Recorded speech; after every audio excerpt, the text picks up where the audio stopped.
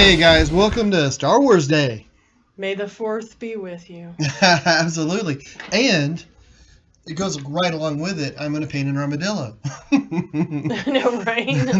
those go together, right? I know, I walked in earlier, I was like, all right, what are we doing today? And then I'm like, wait, what? Okay. I have a mural that might be coming up. And, so I have to work up some different paintings for a mural. And, one of them I was thinking to do an armadillo. So today I did the drawing really quick, and actually I have a video of it that I did of me doing the drawing. So I'm going to work on that painting. But it takes me a while to draw usually, and sometimes it's me going back and forth. But I filmed it this time. And so we have that. An armadillo is kind of like the sand crawler of Texas, I think. Just to tie it in with Star Wars. There you go. I can see a little Jawas coming riding on an armadillo's back. Yeah, I can see that. Yeah, for sure. But I'm excited though, and I think Jackie is too. She's actually got R2D2 tattooed on her arm. I do. I have an R2D2 tattoo, and I mean, if it's sci-fi robots or dinosaurs, I'm usually on board. Yeah. So this is true, and your tattoo it's R2D2, but it's Return of the Jedi, where it's like the circle in R2D2 is like the Death Star, I think, and then it's it's the final scene on Endor, where like the bottom is the silhouette of it, and then the Death Star's in the distance. That's pretty cool. Yeah, it has like the trees and stuff of Endor in it, and and they're like a Imperial shuttle or something. Yeah. And that, so we're fans of Star Wars and stuff, but so I'm kind of excited. And through Star Wars, whenever I saw it when I was a really little kid, that actually stemmed a love for Greek stories and Roman mythology and different things, and so in fantasy and in general, but whenever I started learning like the Greek stories and stuff started coming up in school. I really dove into it because it was like Star Wars, over and over again. So I just I wrote an entire grad paper on Princess Leia being like the only woman in A New Hope in the whole thing, and how that stemmed from a lot of like the Greek mythology of the damsel in distress and how that plays out. Yeah, it's so cool, and it's just like an old story, but it's told in a new way. The hero's journey, the hero quest, and the father figure, and and even the good versus evil, the devil and the force, kind of searching for a higher purpose and knowing there's something better out there, and I don't know, all this stuff. It's pretty cool. So I like it. I like it a lot. That's what it sounds like. So you're gonna pay homage to this day by painting an armadillo. Yes. And what better way to tip the hat to old George Lucas by painting a Texas icon, the armadillo. Nah, but this is a working studio. We got stuff going on.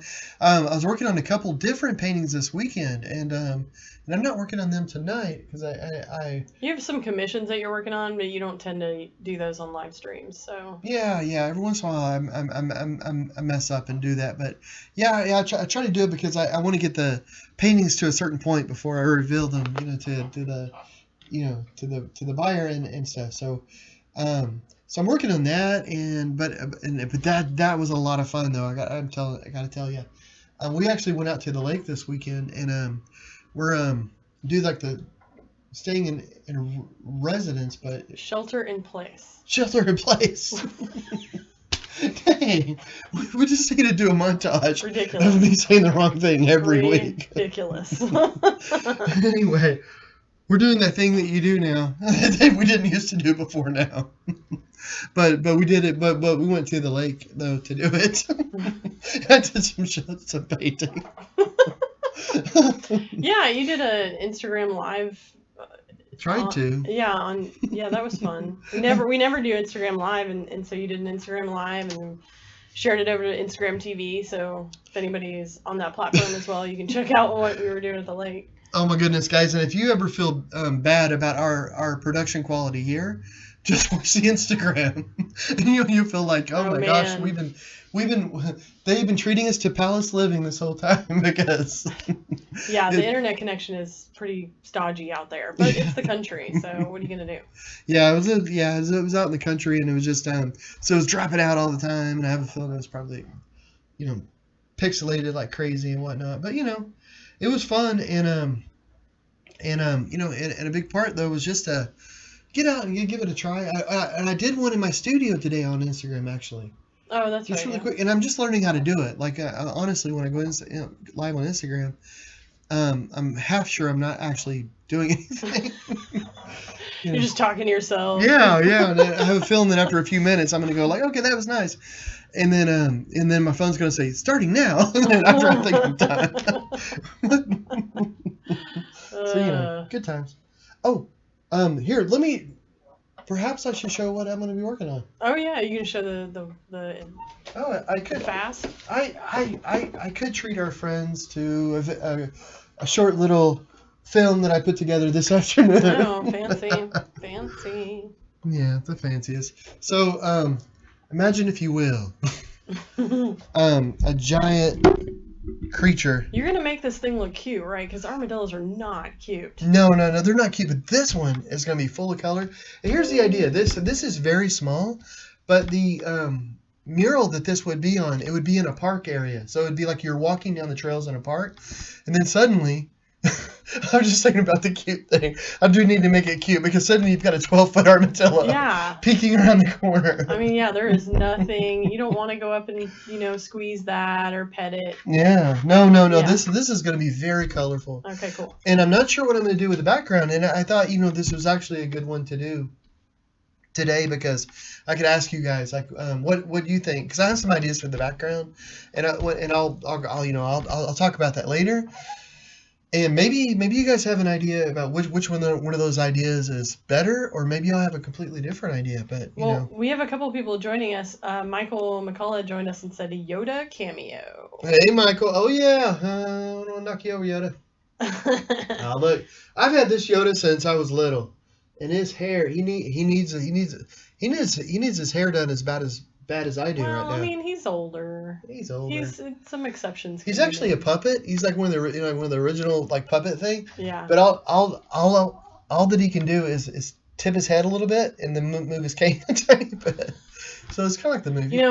It's funny with this Yoda thing is like every few weeks it seems like your mother comes by our house with a new toy that's like 20 years old that she dug out of something, a shed in the back or a closet up top or something, and it's one of those things where it's like there's some sentimental, so you can't necessarily you feel bad getting rid of it.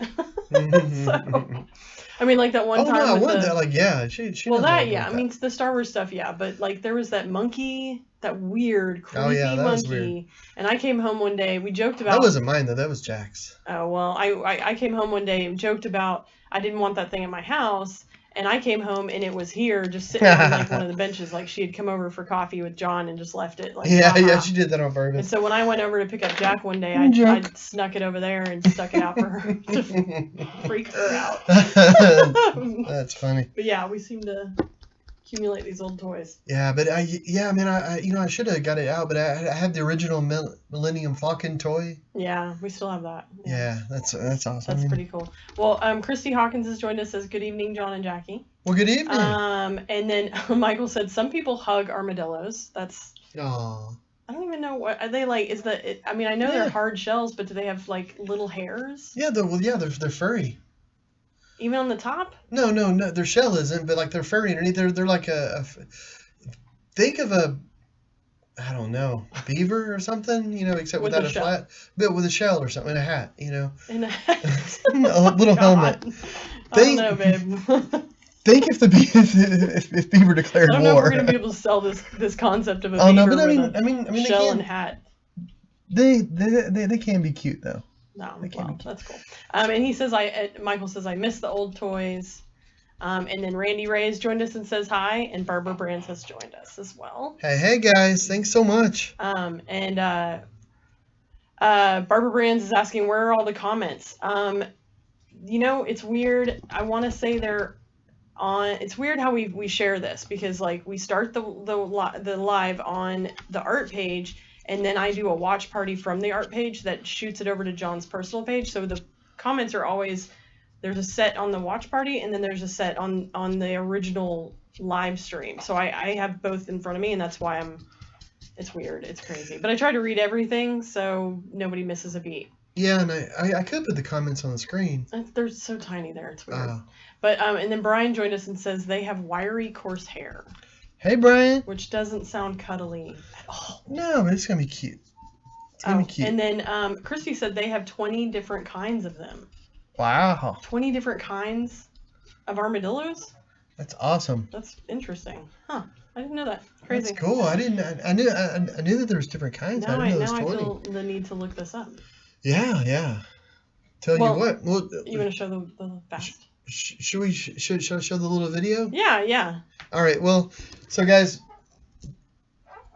get ready to get both thumbs warmed up for your 2 thumbs up.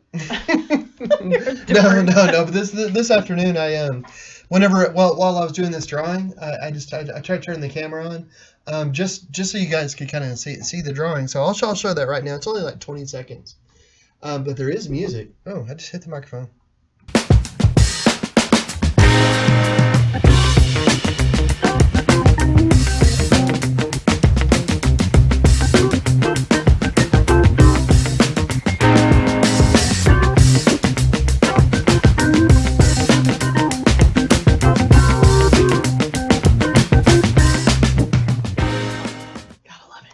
Yeah, you got a mug for the camera at the end. I was bobbing my head like we could hear the music, so I probably was off beat. we have the sound muted so it doesn't do an echo thing. Well, that's cool. You never film. We do fast videos every once in a while of John painting, but he never really captures doing the drawing bit because it takes a lot of concentration. So I have quite a few that I did that so much for back in the day. Yeah. I guess that I just thought that like I did that so much of me drawing. People love that. But it's been a long time, and I thought, well, good grief. Well, Brian said that they also, the armadillos also have leprosy. Oh yeah, I heard that. That's weird. Well, that's weird. Poor little critters. That's so terrible, man. They probably need a good hug. So, and then Heidi McCullough said amazing.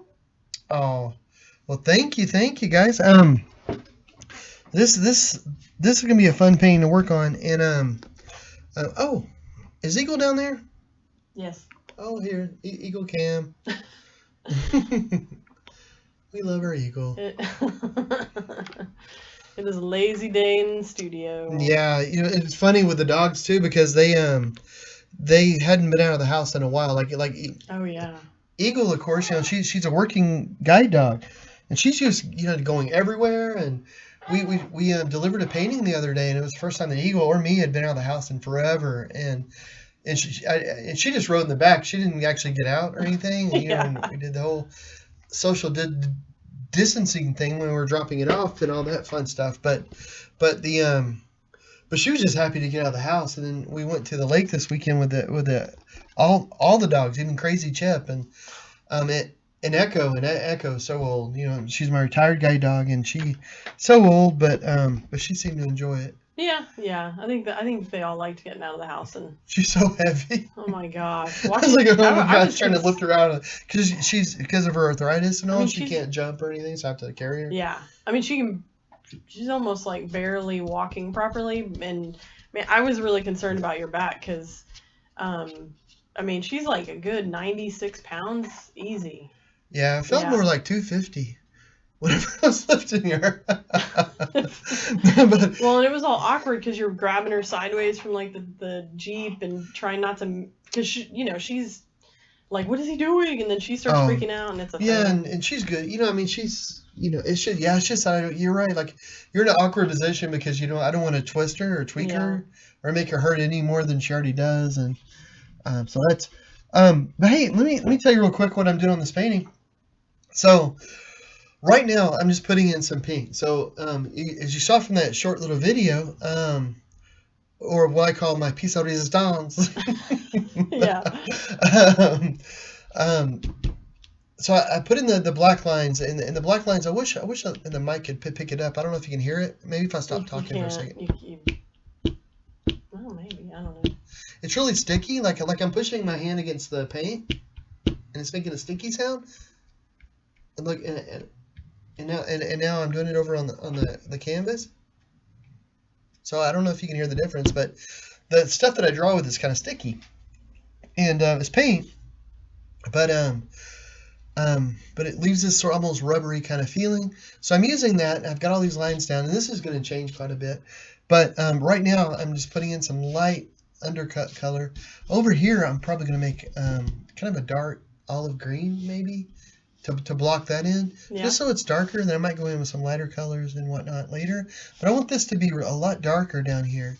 But I don't want to use just grays and stuff like that. I want it to be a very bright sort of painting. Almost like with this shell is I'm almost thinking of like you see like a pigeon where when they hit the sunlight in their chest and they have that iridescent sort of color, and it's all these different colors that are going through. It's like reds and greens. That'd be cool. Really pretty. And I think you should have like an itty bitty little like daisy sticking out of its mouth or something. Oh yeah, well I have over there. I've got a that's a sunflower, but this one like an itty bitty little like little white. I don't know, something to cute it up. Well, I wondered about putting some bluebonnets and stuff maybe behind it. Oh, that's a good idea. Oh, this is a good time to put out that, guys. So guys, let me pick your brain because you guys have given me some really good ideas.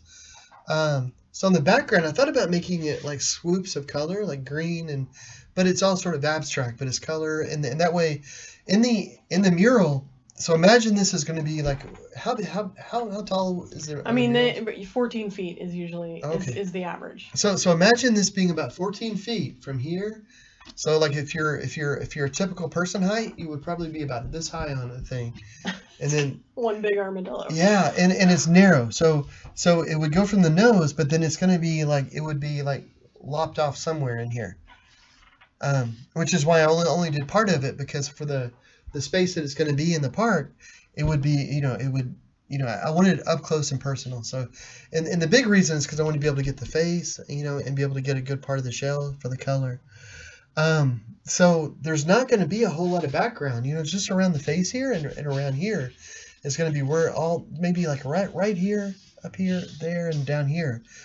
So there's not a lot of negative space in the painting on purpose. I want it to be lots of armadillo. I think it would be cool if you did the blue bonnets and you did those like, that striking sort of royal blue purple against the pink and orange on maybe the armadillo. And like the green on its belly. That might be nice. Maybe a combination of that where you have that really pretty blue bonnet, those colors you were mentioning, like here, where you can see it pretty clearly. But then you have the swoopy colors and stuff in the background where it looks like he's in a field, but it's not all. Yeah, they're like out of focus almost. Yeah. Oh, yeah, exactly. Almost kind of like you used to do those watercolor, the ink blots and stuff. Like like the butterfly one where it was just like you'd wet the paper and then do the ink and it would just bleed everywhere. Did I do those? Yeah. You did it one for the Gervais Foundation. Oh yeah. Sorry. The background. Yeah. Cool. But really fast because we have some comments I wanted to read. That'd be cool. So Kevin Donnelly has joined us. Thanks for joining us. Says you are the man. And when will you be in Kansas City? Oh man, I would love to be in Kansas City. It'll be a while because we're not doing any traveling for. While. Yeah, we were traveling. I mean, like our what do you call it? Was booked. Our calendar or something was booked, and then of course all this now, we're starting to go different places virtually. We're being asked to do a lot of virtual things. I was virtually there, but man, I would love to go there. I haven't been there in a little while.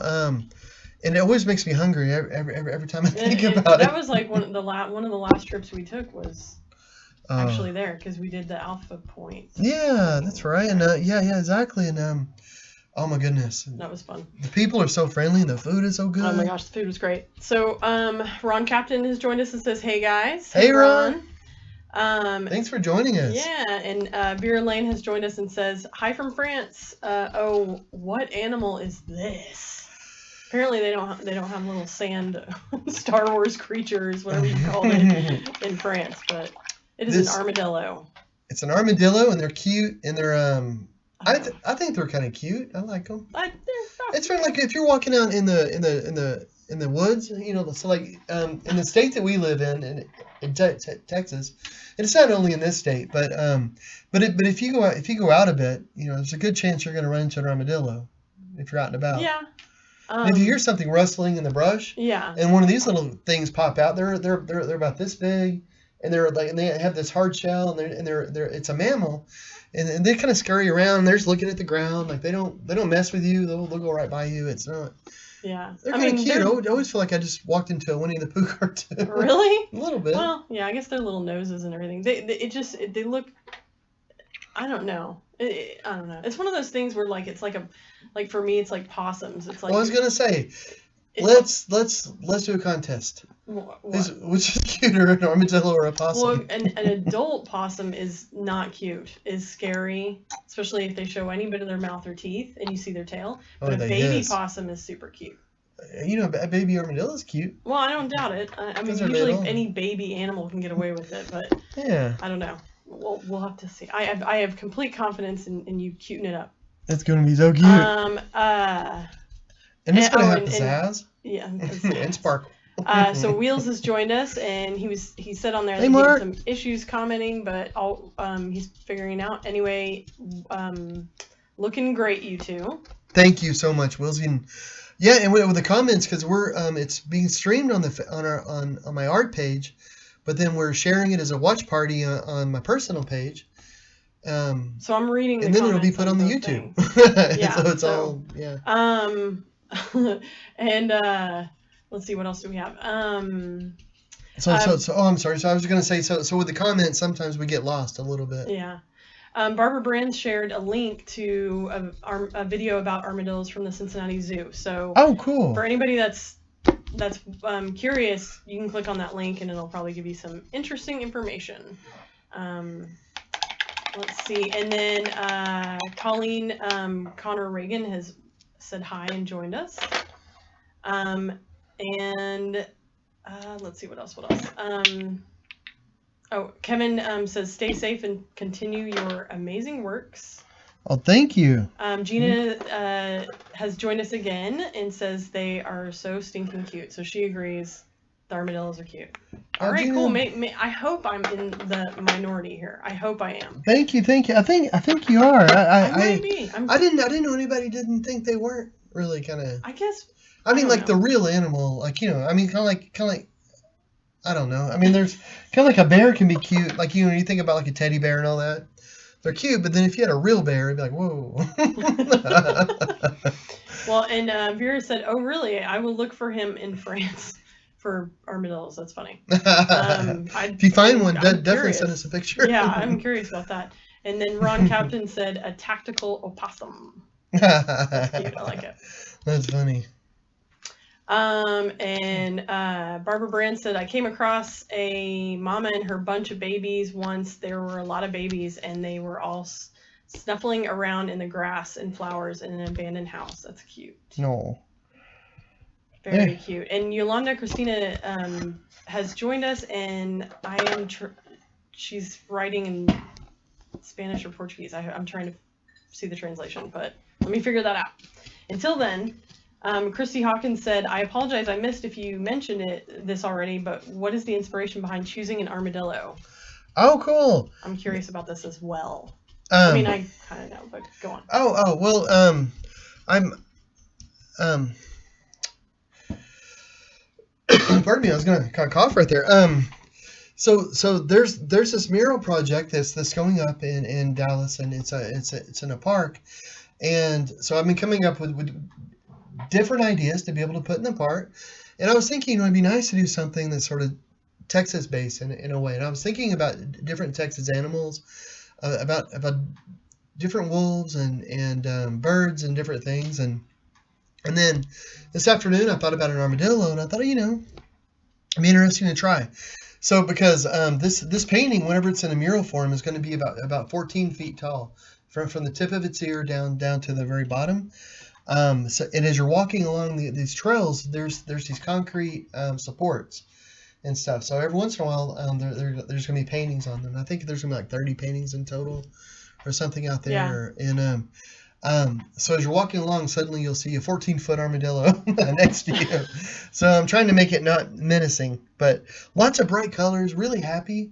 And whenever I remember as a kid, I would go to the woods quite a bit. My parents had a little place out by a lake. It was just like a camper trailer thing, but they had a lot, and that they would go to. And so I would spend the weekends in the woods and just having fun. My cousins would go out there and we would have a blast. But there were deer out there. There were all these different birds. There was our armadillo like crazy all around, and it was always fun. It was just a good time. And they roll up into a ball, right? They can. I mean, they usually just ignore you. I mean, run away. Yeah, I mean, like if you're really pestering them or something, they would kind of put their head down, sort of thing. Yeah. Okay, yeah. I gotcha. Yeah, and and it's hard to see in this drawing right now, probably, but the on the top of their head is almost like a little hat. It's like a little armored kind of spot up here, and then they have a shell that's armored. So what they can do is tuck this whole little head down here, and this armored part kind of seals it off almost. And then underneath is all fuzzy, but they have these long claws because they dig for grubs and things. So they'll dig it in the ground, and a lot of people don't like them in the city and whatnot because they will dig up their yards. But that's a sign that you have something in your ground. You've got grubs and stuff in your ground. So. Well, Yolanda, I got the translation up, and Yolanda said that they have them in South America where they roam free in their natural habitat. Oh, that's neat. That's pretty cool. That is cool. So, we should do like the memes. We should. Let's do some memes, guys. We'll do them pretty quick. Let's meme it. Let's go to the memes. Okay, so I thought this one was funny. It's Betty White with one of her co-stars in, I believe this is Hot in Cleveland. I only saw a few episodes, but they're behind bars in orange jumpsuits, and one of them says, "What are you in for?" And Betty White says, "I was caught walking in the wrong direction down the grocery aisle." This was me the other day when I went to Albertsons, and I looked down and I was like, oh, people are going to look at me like I'm... Oh, is there different directions? Yeah, now when you go to the grocery store, there's like, you go down this way, and it was super annoying because I'm that type of person that has no idea where things are, so I'm like, where... I'm looking at the signs, I'm just kind of wandering, and then... And you just kind of want to dart in and out, and apparently you can't do that now. So you have to like do full S laps around things, and I can't. That sounds like it would be hard to do. And Walmart's already terrible. I mean, they don't really. Well, I guess Walmart has that now. Anyway, okay, next one.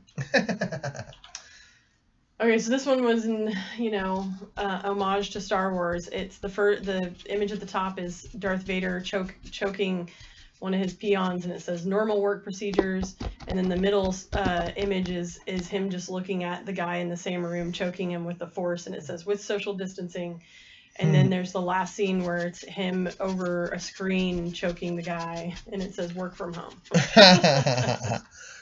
That's funny. They're all set for this. Yes, and then this one I thought was hilarious. It is a scene of John Travolta and Olivia Newton-John from Greece, just, I think they're at the drive-in, and it says pulling into January. And then right below it is the same scene, like up front of a car with John Travolta and Uma Thurman from Pulp Fiction right after he has to inject her because she overdoses, and it says pulling into May. So. That's funny. Yes, that would be accurate. That's cute. I like that. That means. There you have it. Here, it's funny though. I'm gonna have to get up just for a second. I wonder with and get some water out of the sink. Oh, my water bottle is empty. I was wondering though, with doing the memes and everything, because I know there are a million of them, but you can only do so many, and as the excitement of this here. Hey guys, I don't think I've ever been on your camera. How weird, people. I don't know. It feels wrong somehow. The sink is over here. Yeah, so. It just feels wrong somehow to be on your camera. It is wrong. It's all kinds of wrong. Why are you in my space? I know, you're taking away my lighting. You're affecting my glow. Back away. Oh. Well, this is a multicolored armadillo. So, I always talk about blocking in color and all that sort of stuff, and it's just a great way to paint and a great way to go when you're painting, to be able to work up in stages and to really kind of be able to think out loud on a canvas. And on this one, I'm doing the same thing, but I'm blocking it in with a multitude of colors because, I want there to be a lot. So it's going to be very chaotic and at first, but then later I'm going to start to combine it. I'm going to tint it. And one of the things is right now, the colors that I'm putting on are going to be very flat. But then later, like in a later stage of the painting, I'm going to go in with tints and washes, which is just a transparent sort of paint. So that you can make your paint like it's what I'm working with right now. Well, I don't know how to show it. You can't see because it's a wash.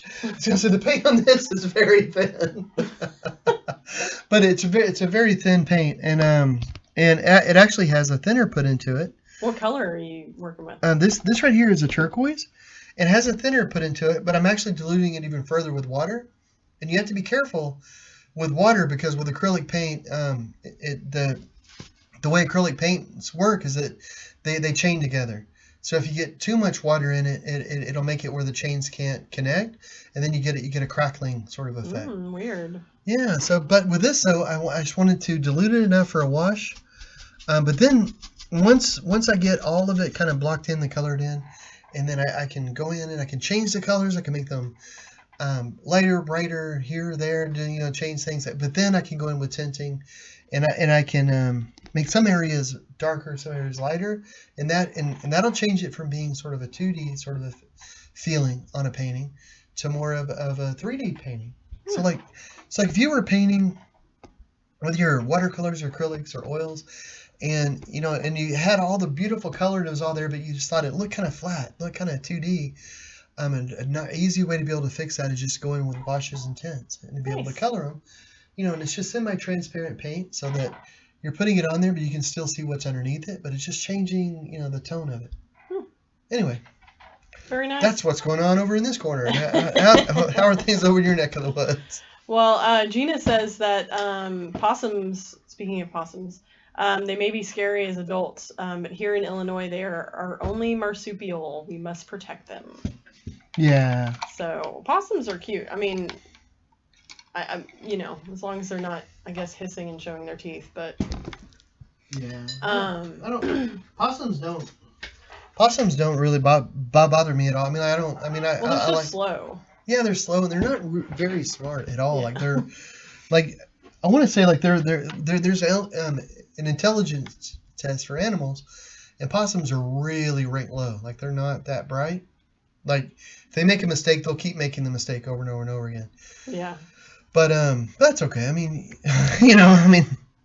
It's good for what they need to be doing. But they don't really they don't attack you. They don't really. Well, they're actually I think they're good animals. They hunt, they eat things around your house that you don't want typically. I forget what it was, but yeah, and it's like we were sitting at I just put my hand in paint.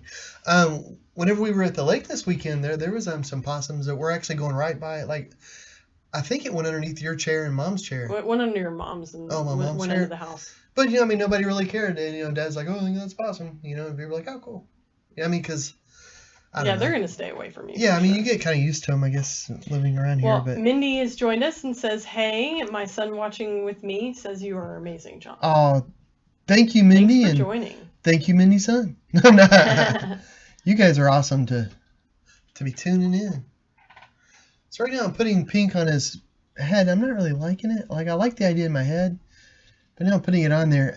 But it's going to change when I put other colors. But I don't like it right now because it looks like Are you going to eventually put more orange? Is there orange on there? I don't know if the screen is making it just look orange. There's not orange, but well, kind of probably because it's pink and a golden yellow. So that's going to give it an orangey effect. Okay. But it will. So I'm going to change that up here. I'm going around where I put the black. So where it's kind of sticky, I'm adding a little bit of pink because I just want to give a different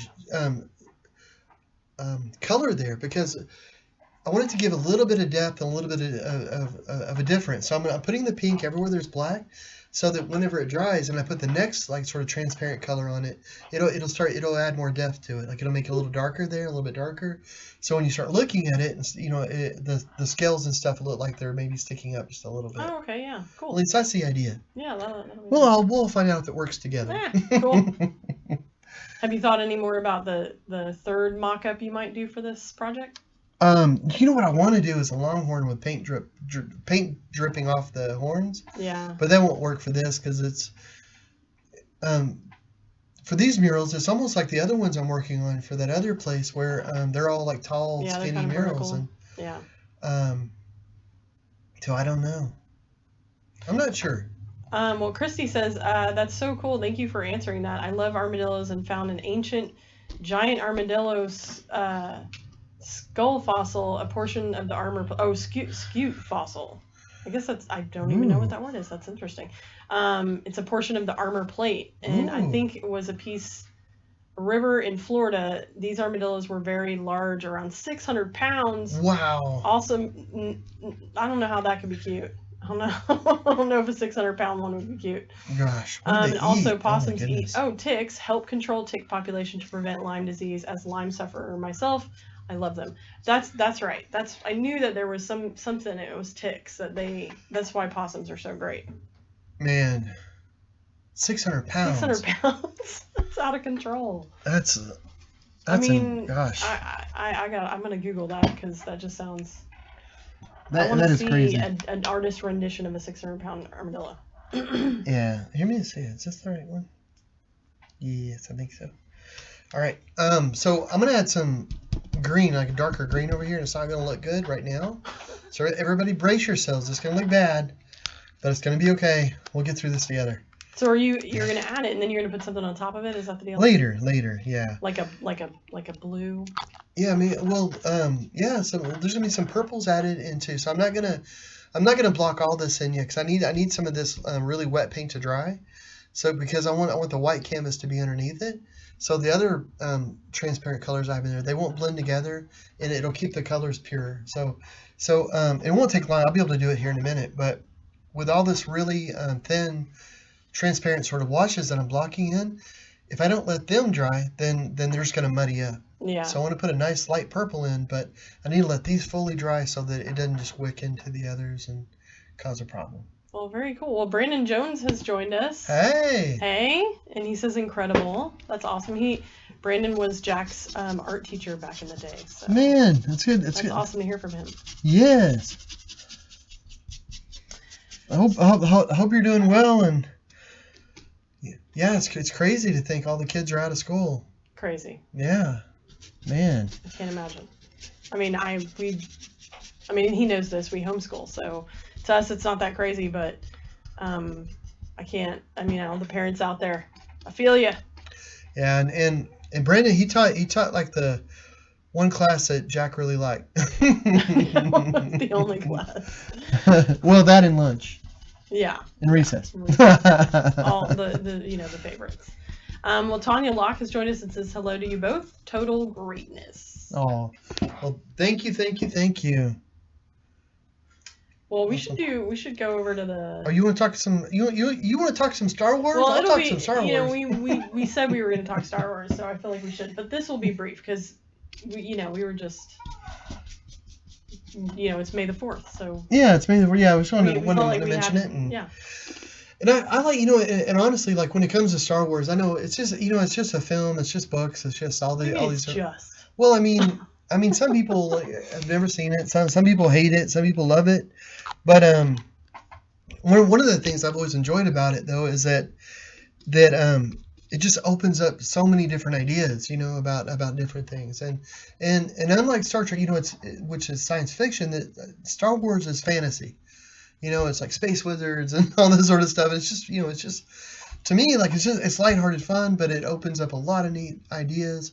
We mentioned at the beginning of the program about like Greek mythology and stuff. And whenever I was a kid and I was I don't know why I was taking some sort of Greek stuff, like stories. but I got it like because of Star Wars. It was like, yes, it's just like Luke and blah blah blah. And then that let me get into it enough where I started really liking those kind of stories. And as a kid, I really loved to read Greek mythology and Roman mythology, but Star Wars was like my gateway drug into the whole like that whole thing, and then that led to other stuff. And so I always thought it is like the modern day Odyssey. I mean, yeah, it is. Yeah, there you go. I like that. That's a good way to put it. Well, Tanya said, John, you're simply amazing. Great work as always. Love watching you. Well, thank you so much. So, one of the one of the things that I wanted to show the crowd today was one of your paintings that was Star Wars inspired, and it was something I requested way back in the day. Well, should we check it out? Yeah. Oh, and let me tell you, anybody that's just tuning in, I did a quick 20-second video of me drawing this earlier in our stream, and we're gonna share that little 20-second video tomorrow too, I think, and then I'm actually recording us do this. That's one camera is going to recording, because I'm gonna put this whole painting together so tomorrow when I'm working on it or whenever, I'll record it as I'm working on it, so we'll have a complete like beginning to end, that maybe takes 1 minute for the whole painting. Yeah, that'd be cool. So yeah, we'll have all that. So, but enough of me talking. Let's go to something cool. All right. So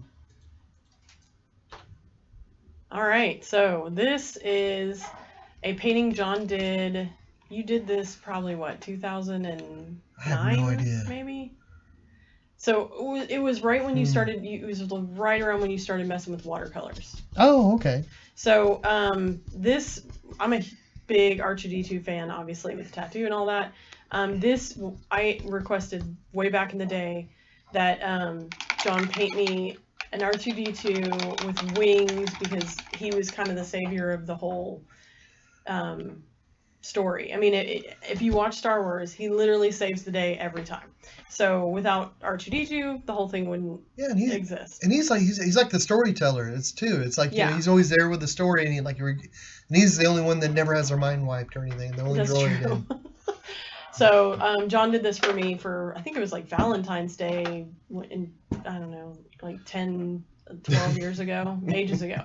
So, but it's one of my favorites. And I was thinking about getting tattooed, but this was the one I took to the artist, and they were like, nope. Holy moly, you would need it like full sized on your back to get all the detail and it looked cool. So, and I wasn't that committed. Yeah, and I thought you made a really good choice. The one you got is R2, but it's more of a blocky, but then it has all these fine elements of the, so yeah. So yeah, I thought that was cool. Yeah, it works. Okay. So this is these next two images actually are from this book that we have at the house that I thought I'd share because I thought it was so cool. It is, and I'll hold it up in front of my camera. It's Star Wars Propaganda: The History of Persuasive Art in the Galaxy. So that sounds cool. It is really cool. If anybody watched the Star Trek episode that we did, I have a whole set of art books that are, every episode has been turned into a poster. Well, this is an interesting book. It's by an artist. Let me look his name up. His name is Pablo Hidalgo, and he was like the head dude at the StarWars.com website. He does a lot of all their art. He keeps them on brand, is what he does. And he did this set of books, and it's not so much. Or he did these sets of graphic posters, but what's cool about this is as you flip through the book, it's not like his explanation as an artist and blah blah blah. It's like you're going through the timeline of Star Wars, like if you lived in the universe, and it would be like this poster was found on this planet right during this battle, and so it's like there's a whole written history to like the propaganda of the posters that's supposed to go along with it. So I thought that was pretty cool. That's I dug it. You can show this. So this is an example of one of the posters. Yeah. You can go on to the next one. Well, that sounds really cool. And this is another example of another poster that's in the same book. But they all have that very propaganda feel. And I mean, it's a big book. It's pretty cool. I dig it. So that's some artsy Star Wars stuff. And then lastly, this I just thought was kind of cool. A little factoid about, because I was looking for something that really reflected like the art in the film, the design, because we talked about the design of ships with Star Trek. Mm-hmm. But this one, I thought this was an interesting fact, because what you're looking at is a bunch of porgs, and they're flying around, and they've got all the devices connected to them with people's hands that are like holding them out. That's cool. But what was funny about the porg was they originally weren't in the script. Like they weren't supposed to be there. But when they were going to film on that Irish island where Luke is, it's the Irish island of Skellig Michael. Apparently there are puffins on this island that are super friendly and they're not scared of humans. So even while the film crew was out there, they were, an annoyance. They were constantly on set. They were constantly messing with the cameras.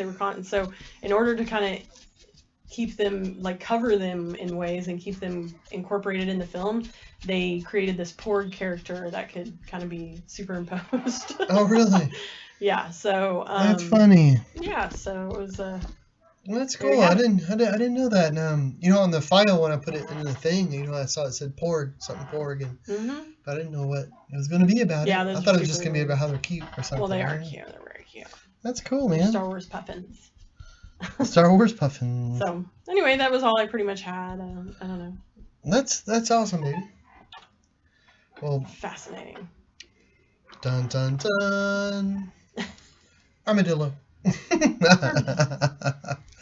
May the force be with you, Armadillo. I know you need to do another Star Wars painting. Do I?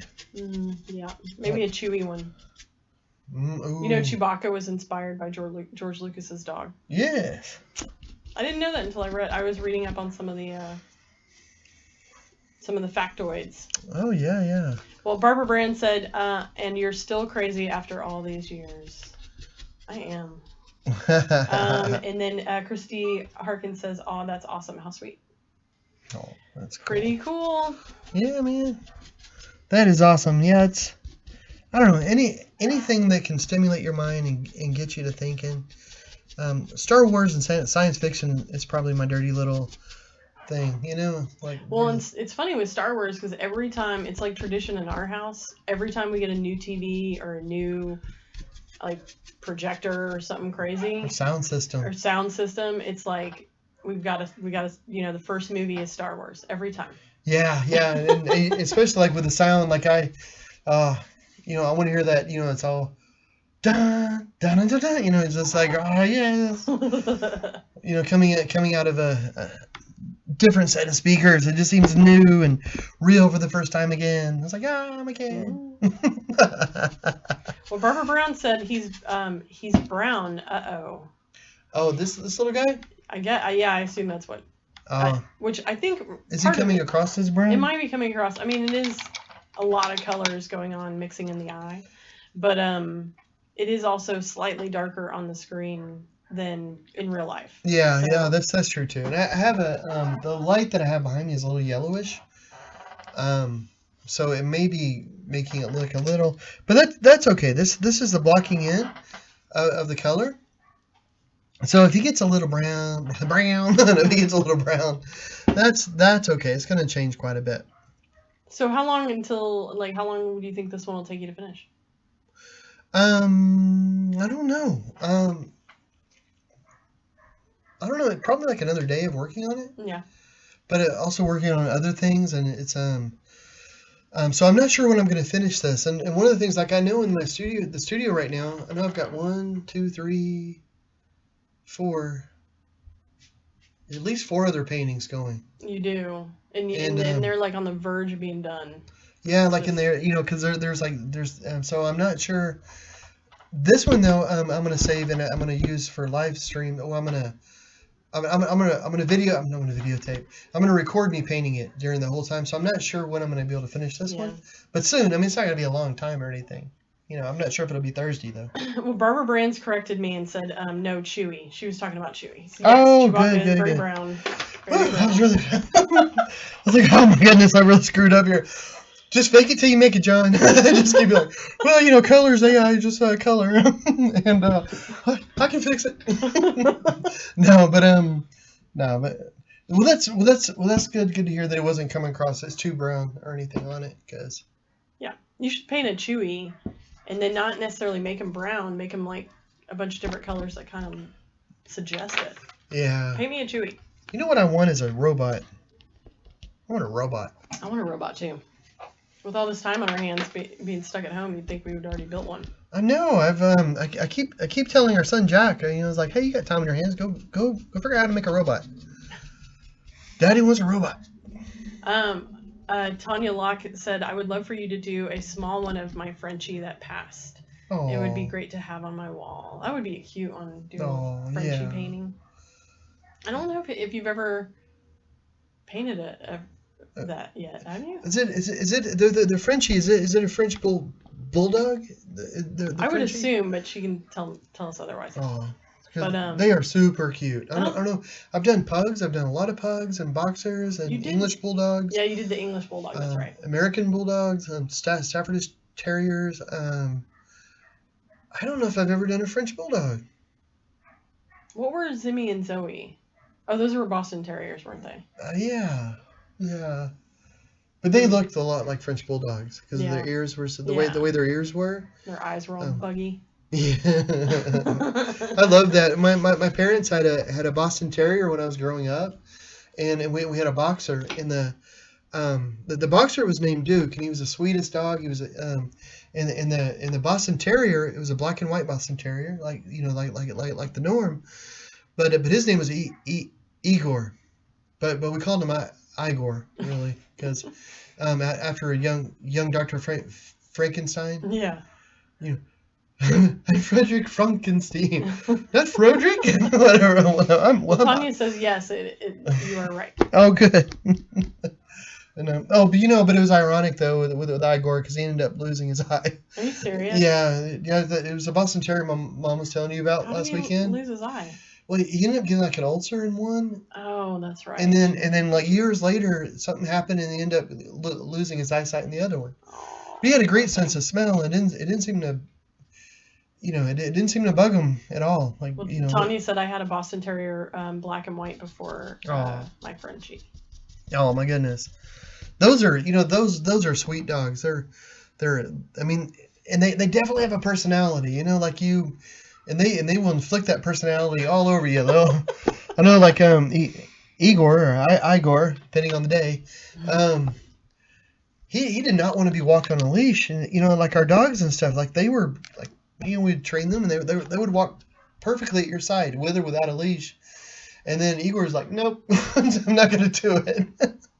until he was about 3 years old, and then it was his choice. And then he walked perfectly. Yeah. But until then, he would just lay down. He would just go for a drag. I thought, well, if you don't if you don't want to that bad, I mean, you're not like you're not like a cow dog or anything. You don't have to work. So I guess if you want to not walk on a leash, that's okay. But after weeks and weeks of just trying to coerce him to do it, and then finally when he was about 3, he was like, oh, you know what? I think I do want to go for a stroll. And that's funny. You'd think he'd want to go for a stroll when he's younger. Yeah, well, I guess because we were always going out to the lake and different things, so he would always get like kind of. He was an indoor. I mean, all the dogs, of course, are indoor dogs, but he would get a lot of outside time, like on a lead or something, like out at the lake where he could roam around a little bit. So I guess he just didn't see the need for it. I don't know. And so one day we were going for a walk, and Yes, well, Tanya said they are great dogs. Yes, they do. LOL. And Barbara said, but could he paint? He was too lazy. That's the next step. He had his own thing going on. That's the next step, is teaching the guide dog how to paint. Yeah. Let me see. Then we can. I don't know. She's like conked out. Is she? Eagle. See if she'll raise her head. Hey, baby. Oh, look at that cutie. She's like, whatever. Leave me alone. Leave me alone. She's probably dreaming about going back to the lake. You want to go back to the lake, sweetheart? Does that sound good, Eagle? Okay. She's like, meh. Oh shoot! I just hit the wrong button. I don't get to see anything happen though, did it? Okay. I have a little controller over here, so I don't have to think too much about turning things on or off. But every once in a while, I get off my little grid. And then you're lost. Yeah, and I think, oh, did I just eat it? Did I just hit an empty button, or did I hit like the show ending button? Look at that, guys. But honestly, though, I think tonight I'm not gonna do too much more on this. Yeah. Because I have this part of the canvas is pretty soaked, so I don't want to turn it brown. I don't want that to be a self-fulfilling prophecy of this going brown. Yeah. And this up here, I could work on this a little bit, but I really want to get these colors in more before I work on the head. Yeah. Because I want the. Okay, here's the idea. Get ready. Okay, guys, here we go. These colors are going to reflect from this colors, but it's going to be lighter though, so it's going to be almost like the sun is coming in more. Yeah. So it'll be lighter here, and then it'll be darker down here, really dark down here, and then lighter, like shimmering colors. And then up here it's going to get really light as well, which will diffuse into the background a little bit.